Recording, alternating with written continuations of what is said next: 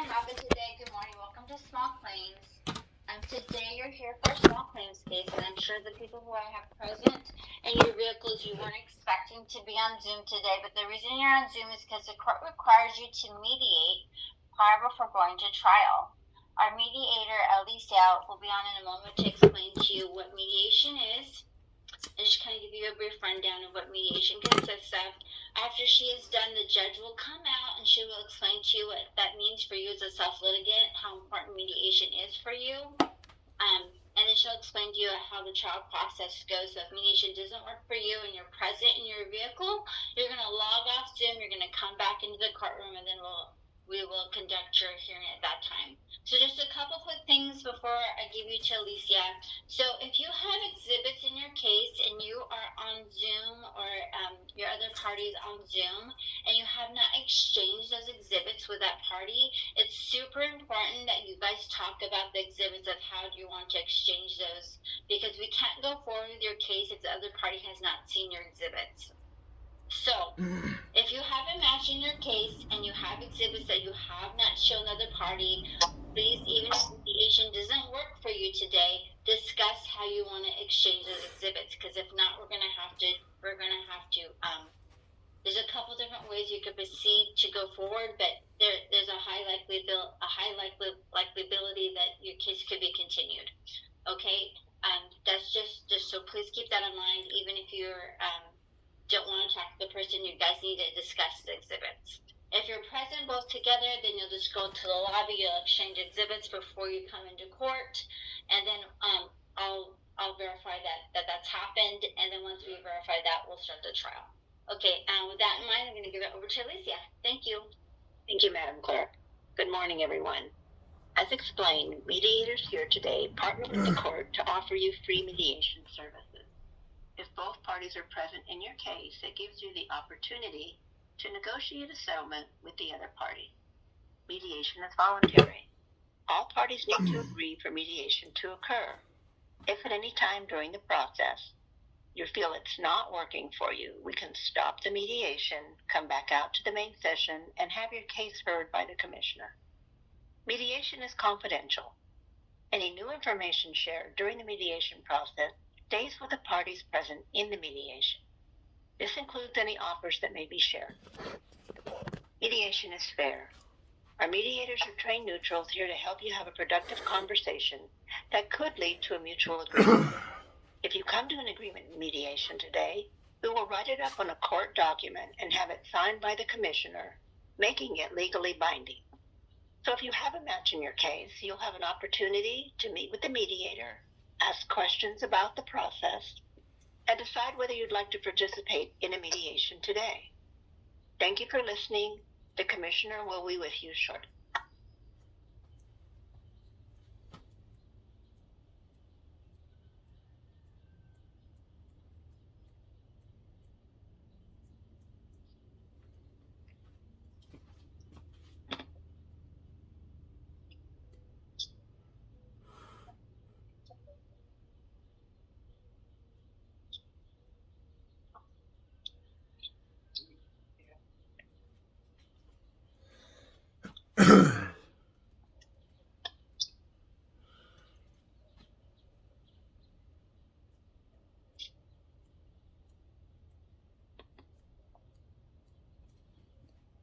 We're definitely going to settle this outside of court.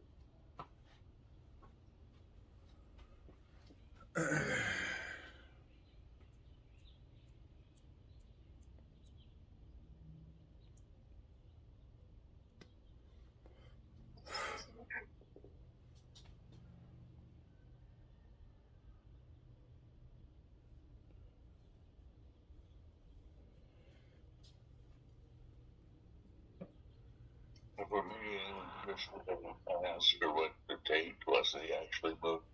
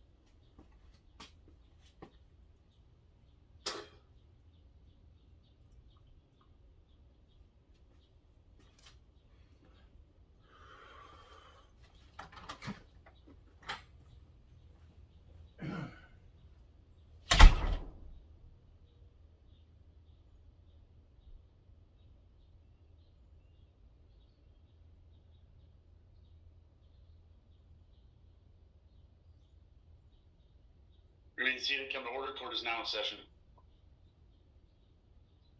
Morning, everyone. Give me a moment. I'm going to start my bench camera. And I do begin these calendars with some introductory remarks. I'm Commissioner Kraut. But I do have one individual here that I'm going to address first. So, Ms. Bowler, do you want to come forward? Good morning to you. I know you're on the judgment debtor exam, but there's a non-appearance. And it does appear as if good service was provided, and you do have a proof of service filed. So let me call the case. What happens when they do not show with proper service? I issue a bench warrant. And so that goes out. They have to place themselves back on calendar. Bench warrant for a civil case. We did notify or someone from the court tried to reach out to them on Friday, because in a judgment debtor exam, you have to appear in person, and you have to file a form called an SC-133. Tell that to which Bricks is and a disclosure Minifigs. of assets. So let me call the case formally, and then I'll tell you about an additional resource for you that's now available to all small claims litigants. So everybody should listen to this when I get to that. 25 SC-0132 Catherine Bowler versus GCMG Agency Group. So this was on for a judgment debtor exam. Proper service was provided. The defendant did not appear. A bench warrant is issued in the amount of $500. The only way he gets that removed is by appearing in court. And I'm remembering that it's a male individual. Yes, okay. We are happy to state that we have our small claims advisor back up and running. That went away for a couple of years due to funding, but the small claims advisory is now open, and they have in-person hours in Paso Robles as well as in the San Luis courthouse. And so that advisor is available to anybody. You're in a post-judgment setting, so it has a whole different set of rules that apply, and there are ways to collect without you having to keep coming to court. You assign it to someone who goes and pursues it. But you have some options, but that's kind of where we're at today, okay? Okay. The bench warrant is issued. Thank you for appearing. How much is the bench warrant? $500. And I can go to the advisory person to talk about further. Yes, you can. Just like what? There's a flyer outside. You can take the times and because they appeared twice in San Luis Obispo and Paso, but there's the times and when they're going to be in San Luis out there. And you can just reach out to them via email. She's available to set up a phone interview as well. So okay. Thank you so much. All right, you're welcome. Have a good rest of your day. You too. So, as I said, I begin these calendars with some introductory remarks to allow everybody to understand what your obligations are appearing here in a small claims matter, and an opportunity that you have prior to trial, and that is with our mediators. So you've heard from Creative Mediation, or our mediators. They are professional mediators, and it's an excellent opportunity for parties to explore settlement prior to trial. If there's a match in your case, which we do have 2 matches, I'm going to order you to make a good faith attempt to see if you can reach a settled agreement with the other side. And let me explain why this could be a very, very good option for you. Mediated agreements remain confidential, whereas a judgment from the court after a court trial is a very public document.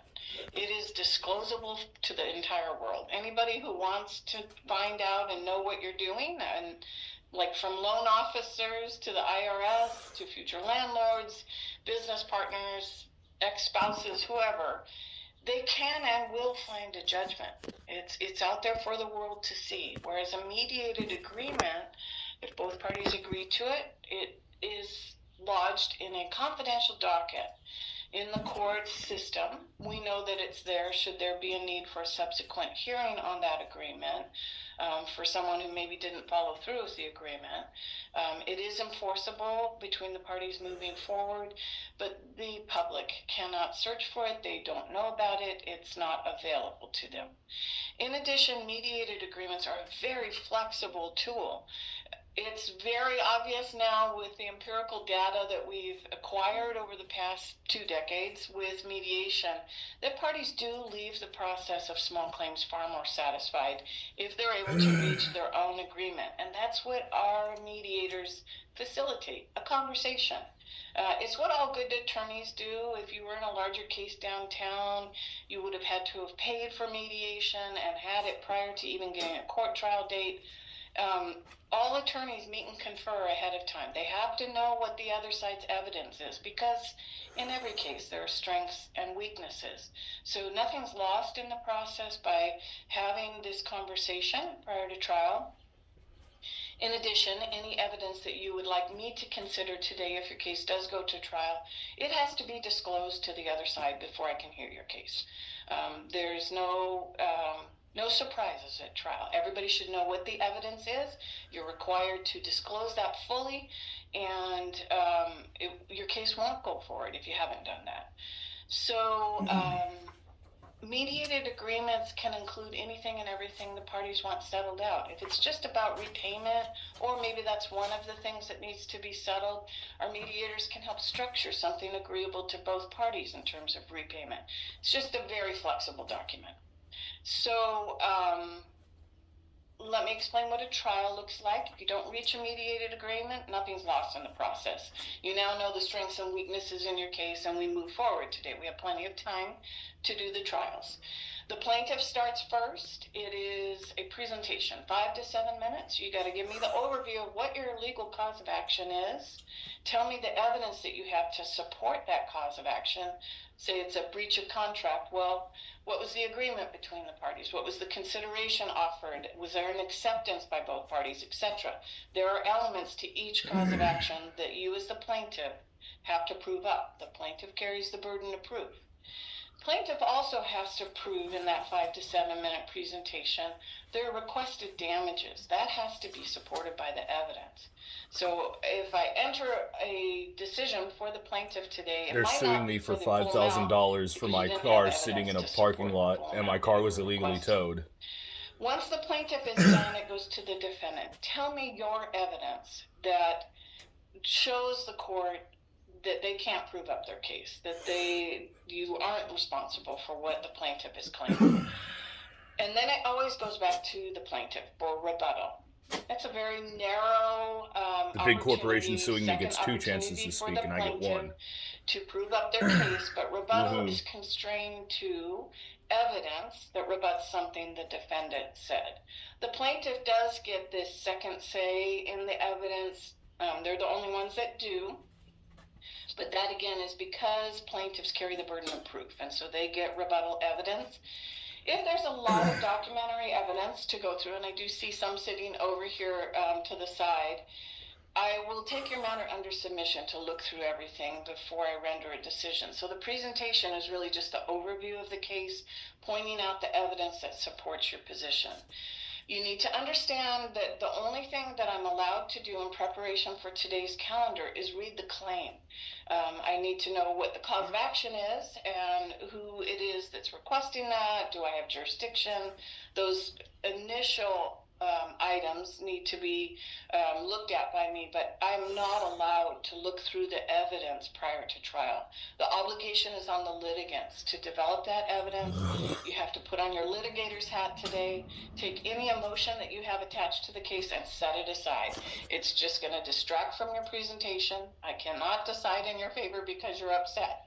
You need to focus on your legal case. So that's very, very important when you, if you do go to trial today, that you focus simply on the legal aspects of your cause of action.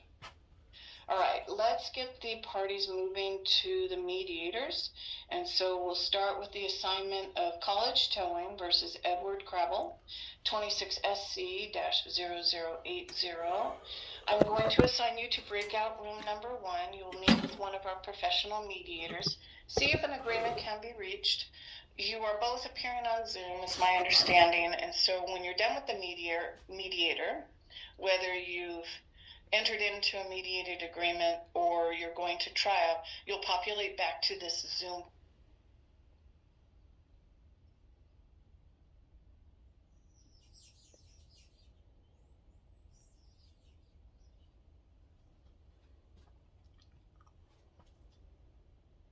Good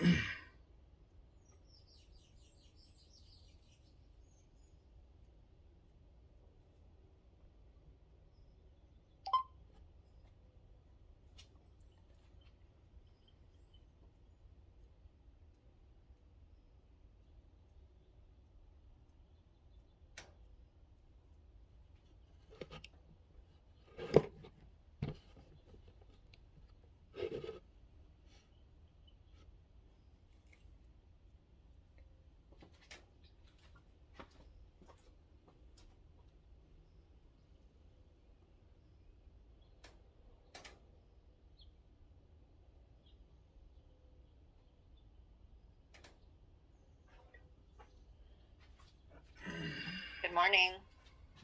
Good morning. Good morning. My name is Alicia. I will be your mediator today. But first, I'm going to introduce mediation. Kate, are you okay using first name? Yeah. Yes. Okay. And Edward, you're okay using first name as well. Great. Okay. Your court number is case number 26SC and 0080. Yes. Okay. And it's officially College Towing versus Edward Crable. Correct. Yes. I'm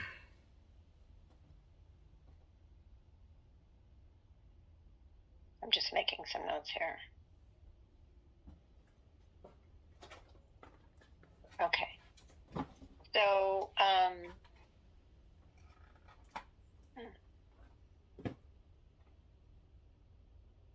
so the way mediation works is that we have 3 cycles. The first cycle is just what we're doing right now, paperwork, introductions, that sort of thing, just making sure that you're going to want to mediate. The second cycle in an actual mediation is clarification of the problem, and then we'll discuss everything around that. And then the third cycle is problem resolution. So hopefully if you mediate today, we can come to some kind of a resolution, something that will address the needs of both sides, and then that can be taken before the commissioner. If you go straight to the judge, or we end mediation and go to the judge, you're only going to have 5 to 7 minutes to make your presentation, even though it's a light calendar. So it works better for you if you're able to have a discussion here in mediation, so that you can understand all the pieces of your case and the other party, and kind of understand what they're going to say as well. Do either one of you have any strong feelings about mediation? Yes. You'd rather not meet today? Well, no, I want to do it. I want to do mediation. Okay. Okay. Yeah, that's fine. Okay, great. Exchange of evidence. Any evidence that you're going to submit to the court for their consideration in your case has to be exchanged with each other prior to going to court. Have you done that? No. No, he should have a lot of what I have as far as the lien notice and stuff like that, because it gets mailed to both parties. I do have that. Okay. Is there anything else that you have, Kate, that you are going to be submitting to the court if mediation doesn't go forward, that you're going to be submitting to the court that he would need to know about? No. Okay. You have nothing else? No, I mean, I'm trying to think. I have a lien. I have the police report. I have everything. That he should also have a copy of everything. So yeah. Okay. So Edward, are you confident that you have everything? Yeah, but there are some things I'd like to present to the court. Okay. So those things that you're going to present to the court, are those something that Kate already has? Or No. that someone at College Towing already? No. Well, Okay. I would assume not. Are they something that can be electronically sent? Can be faxed. Can be faxed. I have a fax machine. Kate, do you have a fax machine where you are? Yeah.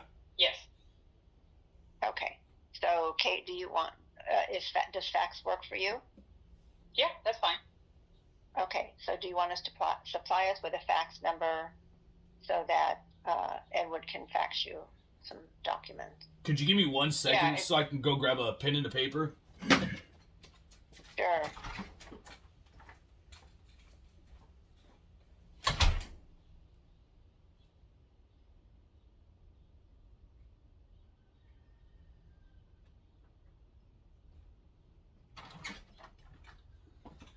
All right, I'm ready.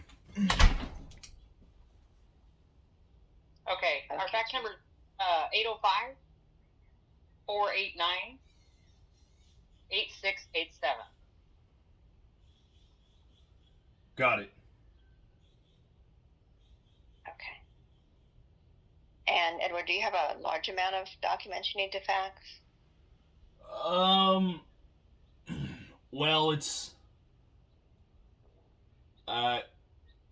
it might be about 10 documents. It's packets, but only the front is really necessary, but I figured I should send the whole packet because it is court, so Okay. it's about 10 All right. pages, I would assume. Okay. So we don't really need the documents for mediation unless you're going to refer to them during your mediation. So we can get started. You can start the fax, and then we can get started with the discussion process while the fax sends. Is that okay with you? Yeah. Okay. And Kate, is that okay with you as well? Yes. Okay. All right. So So Edward, go ahead and start your. Is the fax in the same room so that you can hear what I'm about to say? No, I'll just bring my phone into that room Okay. while All I'm right. doing it. So do you want to go ahead and make your way over there so that we can get started? Yep.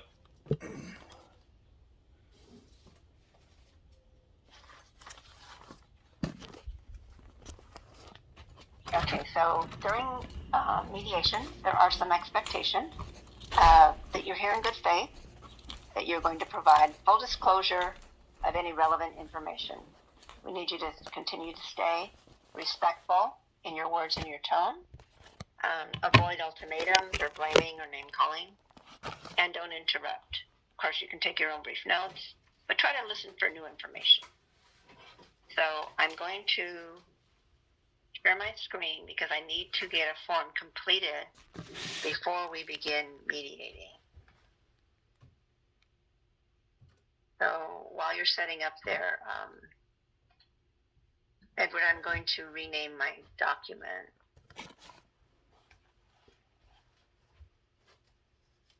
I need 2 seconds to run and grab the charging cable for my laptop. For sure. It's Go just ahead. right here. Okay. Yeah.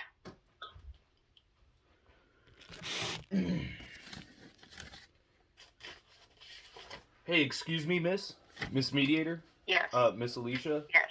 So, Alicia, yeah. okay, I've never done this before, so the documents I am attempting to fax over, it is what I believe shows that my car was illegally towed. Is that Okay. Is that what I'm supposed to be doing? Is that okay to do? Yeah, any evidence, any documented evidence that you have that you believe supports your case. Okay. All right, thank you. Going to be if you're wanting the judge/commissioner to consider it, then you need to submit it to the college towing's representative, so that all three of you have a copy of it. Okay. Thank you.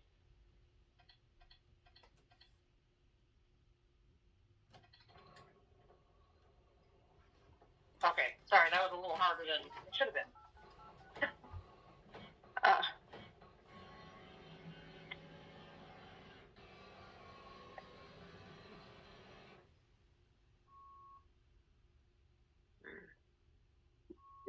Every name is wrong.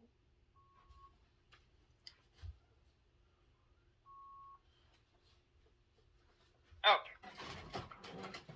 Okay, so I have to look at my document one more time.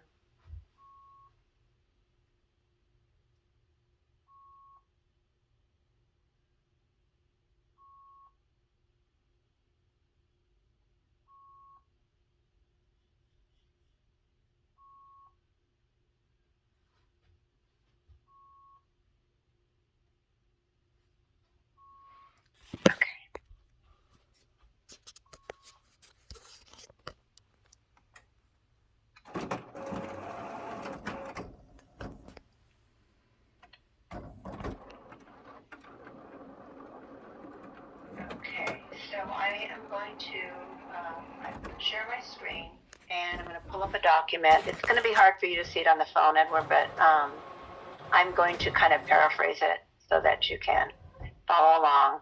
This is a necessary form that is required for us to actually enter into the mediation. You're just agreeing to mediate. So you can see here is the Superior Court form, Small Claims Mediation Agreement. It actually should say, well, the court did that, so. And I'll just paraphrase. The first paragraph is that mediation is voluntary, and you have the full authority to come to an agreement. So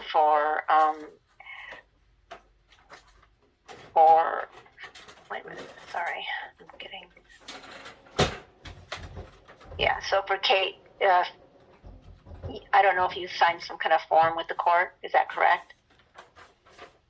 As far as, I mean, I filed the paperwork and signed that. Okay. All right. The court needs some kind of a form that you have the full authority to come to some kind of an agreement. So, and to represent the company. That I did. Yeah, I filled that out before we started. Okay, good. So you do have the full authority, and then Edward, I'm assuming that you have the full authority to come to an agreement for your part. Yes. Okay. The next two paragraphs talk about the confidentiality of mediation. It is a confidential process, except when it regards to safety or child elder abuse. And also, there's no disclosures of any offers that may be made. You might have remembered hearing that from the beginning. The last two paragraphs tell you that the mediators are neutral, that we cannot offer legal advice, and anything that we say is not to be construed as legal advice. We cannot be subpoenaed because the mediation is confidential. Before signing an agreement, you have the option to get outside professional advice. Either of you may withdraw from the mediation at any time, and it will not weigh on the judge's decision. So the process itself is that the plaintiff, then the defendant, state the facts. And the facts are like a video from your perspective. What happened, when, what occurred, the who, what, when, where, why kind of thing. Then you state your view of what occurred and how it affected you. I may ask clarifying questions, I may pause you as necessary, but we would like an open discussion of the issues. We want to explore solutions and clarify any agreements and understandings that we come to. So, as in court, the plaintiff will go first.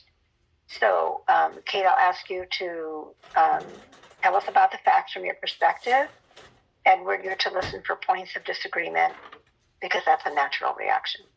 Okay. And you cannot comment. This is her time to talk. The context, then Kate, you're going to tell me the context of your view of the circumstances.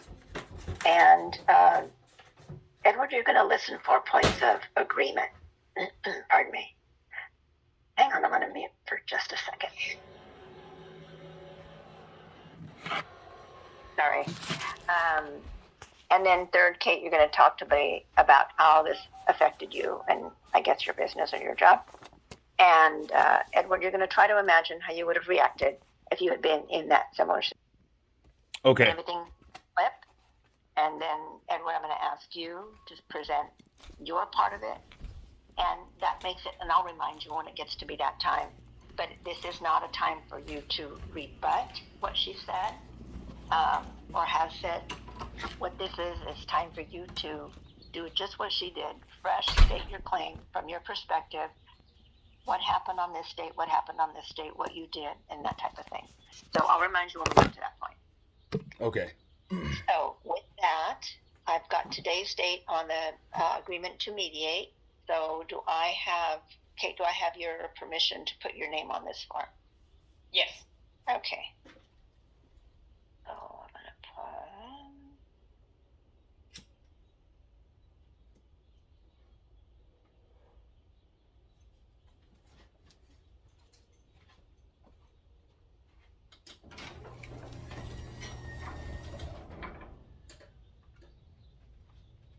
Okay, and Edward, do I have your permission to put your form, sign your name to this form?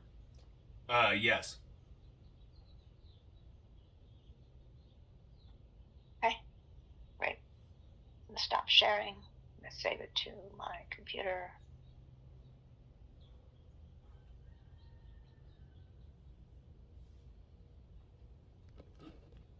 Okay, good to go. All right, so Kate, since you're representing the plaintiff in this case, you're going to start first. So please, from your perspective, like I said, it's a video. Tell us what happened. Okay, so on February 6th of this year, Pismo Beach Police Department ordered us to come out and tow the defendant's vehicle, which was an 09 Toyota Camry. We are contracted with the Pismo Beach Police Department to do tows when they request it. I don't know the reason behind why it was towed. There was the assumption that it was on a 30-day hold, which happens. So the vehicle was here. The defendant did call and ask about getting property out of the vehicle, which he did on the 10th of February. And him and I had a couple phone calls about ways to maybe have Pismo release the car prior to 30 days. And I guess they were reluctant to do that. So we went forward with the normal process, which within the first 14 days of having the vehicle stored in our yard, we would do a lien on the vehicle, which basically notifies the defendant again that we have the vehicle on our property and the fees that are due up until the point the lien was given out. The lien then allows us to sell the vehicle on a specific date if the defendant doesn't come to retrieve his vehicle after the 30 days, which didn't happen. The sale date was scheduled for March 23rd. However, we received let me find it. We got a notice from the DMV that the lien had been denied because they got a declaration of opposition from the defendant, in which, in return, the company we used to process our liens sent him a certified letter to see if he would release interest in the vehicle, which they did not receive. So that makes it where we cannot dispose of the vehicle upon time of the lien. So now the vehicle is still here. We don't have a sale date. The defendant could come get his vehicle if he gets a release from the Pismo Beach Police Department and pays the fees for the 30 days that it was here. But that never happened. So where we are now is we'd like to collect the money up into the sale date of the lien, the original sale date. And then if the defendant would like his car to be returned to him, he would just need to follow the stuff that we have in place for all that, which he is aware of. We talked about it when he called the first couple of times.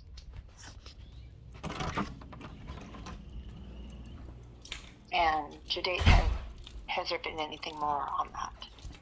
No, the car is still here, and we've just been waiting. Okay, so the process is that when a vehicle gets towed, it's an automatic 30-day. So it's a clarification thing. That's a 30-day charge, but not necessarily 30 days held if that charge is paid. Well, it's dependent on the police department how long the vehicle's held, because the owner of the vehicle would need to go get a vehicle release form from the police department, which then instructs us that it's okay to release the vehicle to whoever they release it to. Normal impounds like this, maybe it's a couple days. There's special circumstances that the police department will decide on how long the vehicle's held for. So in this case, there must have been something that they decided needed to be a 30-day hold, which means the owner of the vehicle cannot retrieve the vehicle within the first 30 days. Anytime after the 30 days, they can go to the police department, get their release, and then come down here and pay fees. Okay.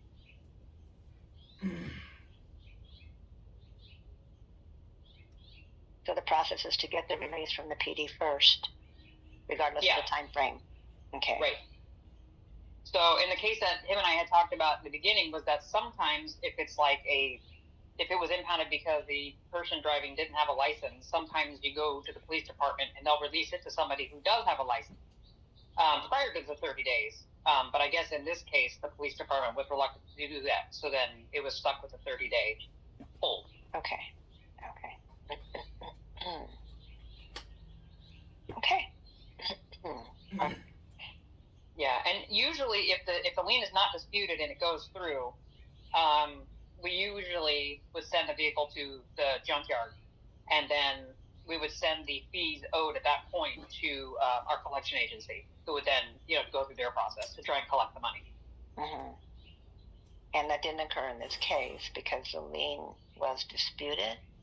Right. So once the lien is disputed, the sale date's no longer valid until interest in the vehicle has been released by the owner. And then we can proceed. They'll give us a new sale date, and then we would go through the process of getting rid of it.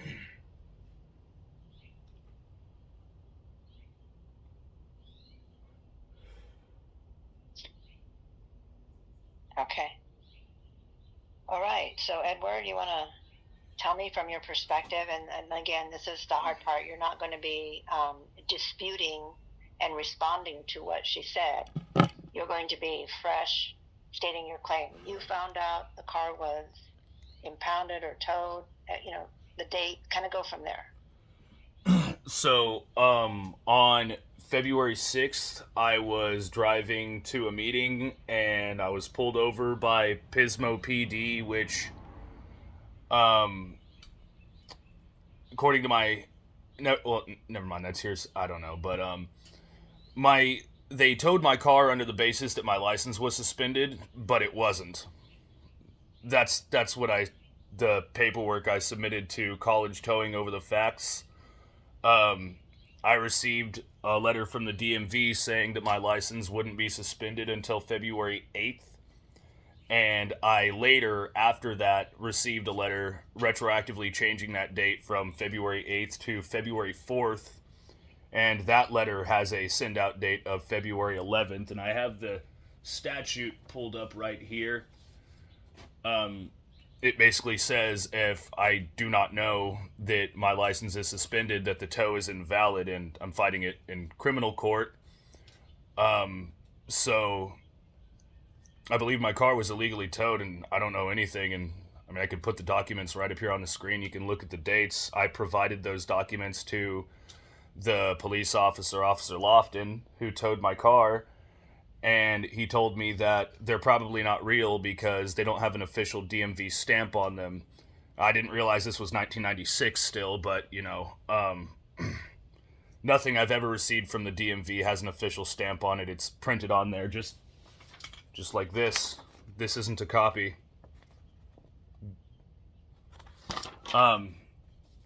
So, considering that it's all evidentiary, and I can prove through the documents alone that I didn't know that my license was suspended. And I mean, obviously I can't say for sure, but I have an attorney for the criminal side, and he's pretty confident we're going to get the charge dismissed as invalid. So if I am forced to pay whatever fees, they'll be forced to pay them back. So I didn't get to handling this stuff until about a week ago.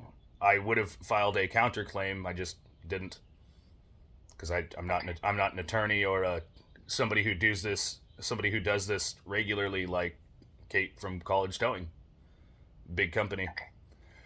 So yeah, I mean, that's really it. I mean, I could show you I could put this screen up on the documents. I could put the documents up on the screen right now, and you could see the dates. So am I understanding that you have a criminal case going as well with regard to the suspended license? I was arrested. I was arrested for driving with a suspended license, and I was arraigned for that charge on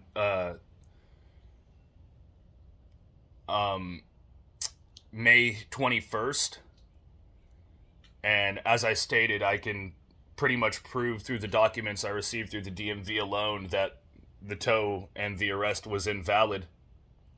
I should have filed a counterclaim, but I just didn't get around to it till it was too late, so. Okay.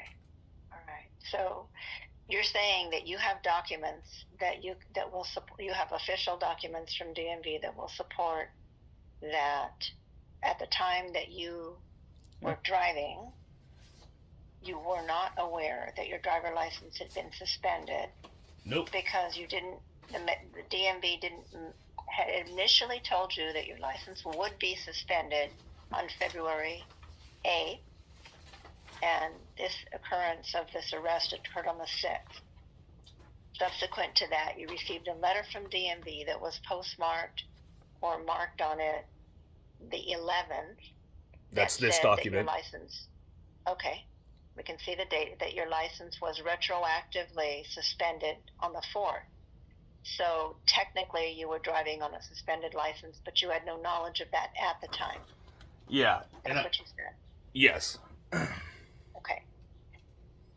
So at this point, you need to clarify that with whom? With who? You're going to be going to court because you were arrested, and you're going to clarify with the judge that you were not aware that your driver license was suspended on the day that you were driving, because it was retroactively suspended by DMV, and you have the documents to support that. Is that correct? Well, the thing is, in their system, it might have shown that my license was suspended February 4th, but the statute says I have to know that my license was suspended for the to be arrested for driving with suspended, which is why my car was towed, because I was arrested for that. So I believe the arrest and the towing was invalid. Okay, so but that's a separate thing that you have to prove. Is that correct? I guess. I mean, you I said can. you have an attorney and you're going to win. So that I was just trying to clarify. If you have to appear before a judge, or your attorney's going to appear for you, or make some kind of presentation to a judge to invalidate that arrest. Yes. Is that correct? Yes. Okay. All right. So at this point, if I understand it from Kate, just to get a clarification, your vehicle is still impounded. Is that correct? Yes. Okay. Yeah, it's still here because we don't have authority to sell it or do anything with it. So it's just sitting here. Okay. All right. So, at this point,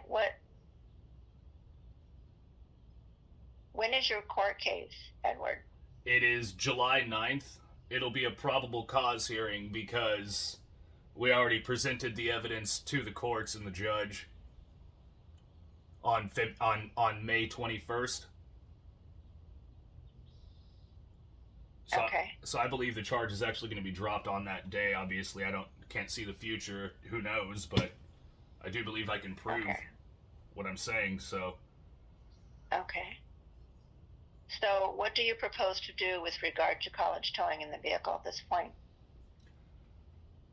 Well, if I beat the thing is if the civil courts rule that college towing does have either the rights to my car or the rights to the fees or both, and if I later on July 9th beat the criminal case, the state statutes say I can file a claim to get the payment back. So I want my car back for free. Maybe I've done it wrong, but that's what I want. Okay. I'm not exactly sure how they can ignore DMV documents. The Supreme Court ruled they can't ignore information that does in fact prove my innocence. So okay. that'd be the probable cause. Okay. And I'm not familiar with court procedures, so I'm not which is either. probably a good thing, because then it would be a problem with me with a conflict. So at this point, Kate, do you want to weigh in on this? Not having heard his what he's going to be submitting to the court.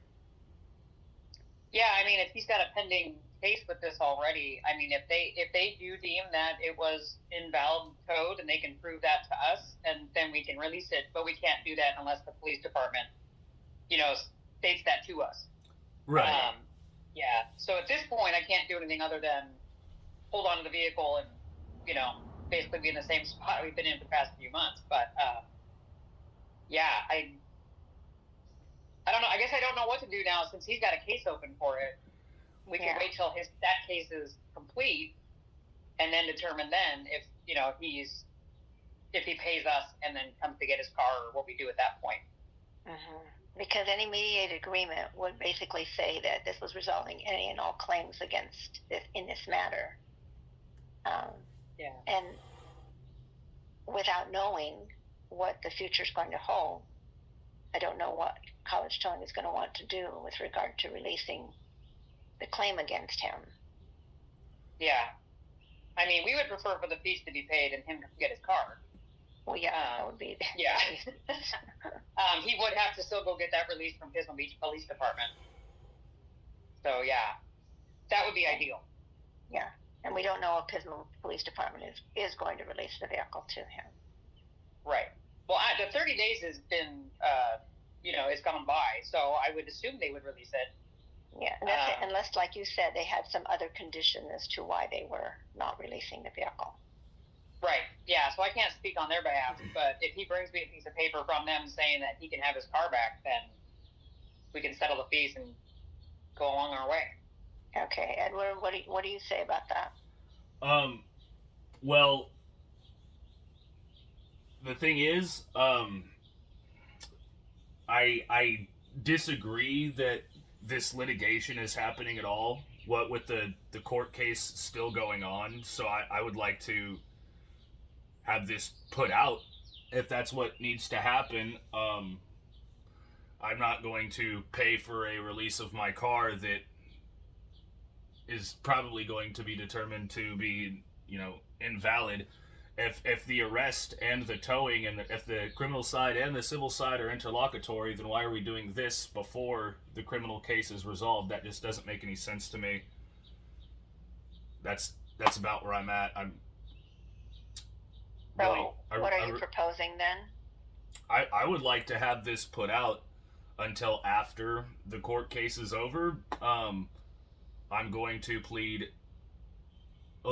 So the next hearing on July 9th is a probable cause hearing.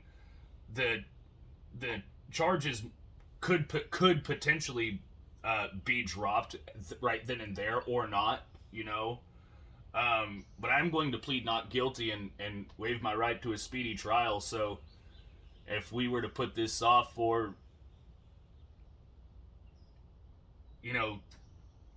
a month to 3 months,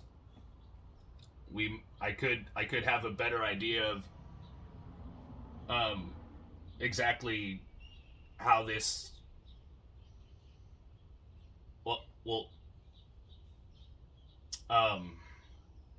if we could put it the civil case out for a month to 3 months, I would actually know what to do then. You mean the small claims case? In the small claims case, yes. Okay, because you're referring to civil, you're referring to the small claims case. Yeah. Okay, that's something that the commissioner is going to have to rule on. Again, as I said, a mediated agreement states that any and all claims in this matter have been settled, and that sounds like that's not going to happen today. So I think it's a decision that you're going to have to put before the commissioner, who will then make a decision on maybe postponing the case, but to keep it open, Kate. That way, it stays open. Your claim is still there, and it gives him, a little bit of time it'll give him time to get past the court date. And so it sounds like maybe 6 weeks. And from what I was hearing from the clerk, they're impacted for June anyway. They couldn't take you, and she said mid to late July is the earliest they can reschedule. Okay. So that might work well with the dates that you need to address the other matters, so that he can get some kind of a release with the court, with Pismo PD, and then you can go from there. Okay. And then, can I ask him if he has interest in his vehicle, does he want to keep his vehicle once all this is done, or is this something where we can dispose of the vehicle? If he was. I'm sorry. Keep going. Oh no, go ahead. I want to keep the vehicle. Okay. Okay, because that would be the other thing, was if you wanted to release your interest in the vehicle, then at least we could move forward with getting rid of it. But if you're still wanting it back, then we can't do that today. Okay. So yeah, if we need to reschedule for July, I mean, that's totally fine. Okay. All right. Car's not going anywhere. Yeah. Okay. So you're both on Zoom, so you can mute yourselves, and then we're going to send you back to the main session.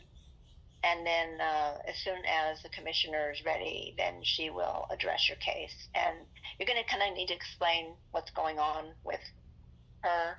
You don't want to discuss what we discussed in mediation, but you can each individually tell her what's going on. So, yeah, we'll do it that way. So I need to advise the clerk. So go ahead and mute your audio and video, and then you will be moved over to the main part. Okay. All right. Sounds like it's going well so far. Let's see. Am I muted? Muted, no video.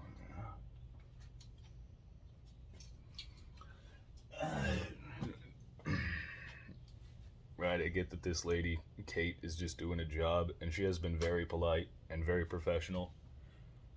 But I want my car back. It was illegally towed. The statute does say that they can't convict me of driving with a suspended license if I didn't know, which I can prove through the documents that was sent to me by the DMV, which would make the driving with a suspension charge invalid, which would make the tow of my car invalid. I thought it was strange that they could sue me before the criminal case had any kind of outcome at all, as they are interlocutory. My car was sued because I was arrested for driving without a suspended, allegedly. So it's strange that the civil proceedings can happen before the criminal proceedings, but seems like they're being pretty receptive to that. Even the lady from College Towing, so let's see how it goes.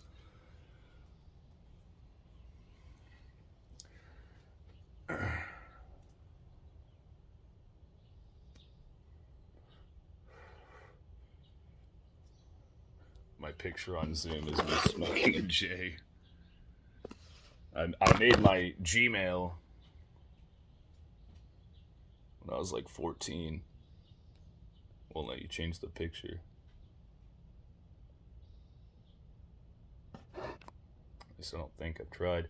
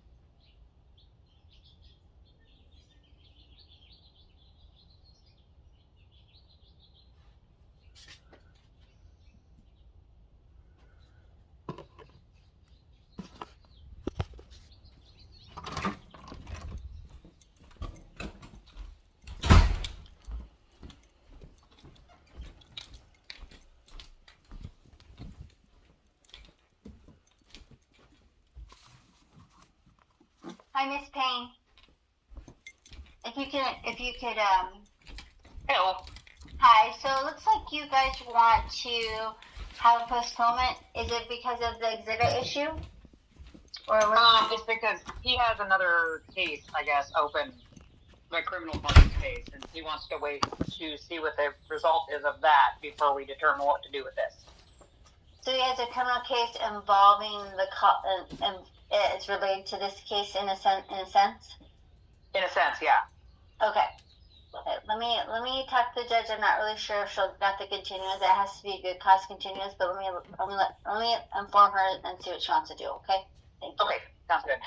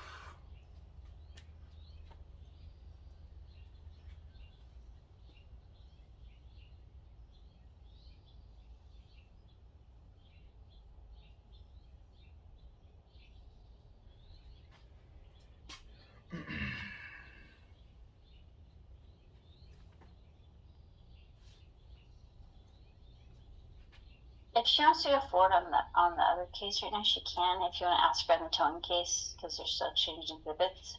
On the number 5? Yeah.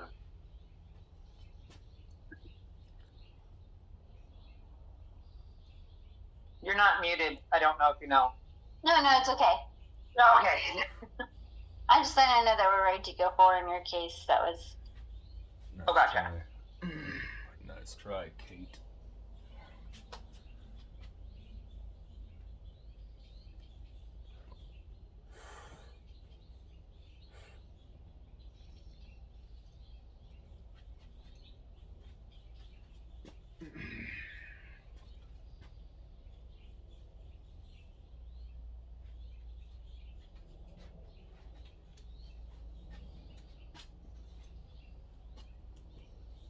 Jump to order court is again in session.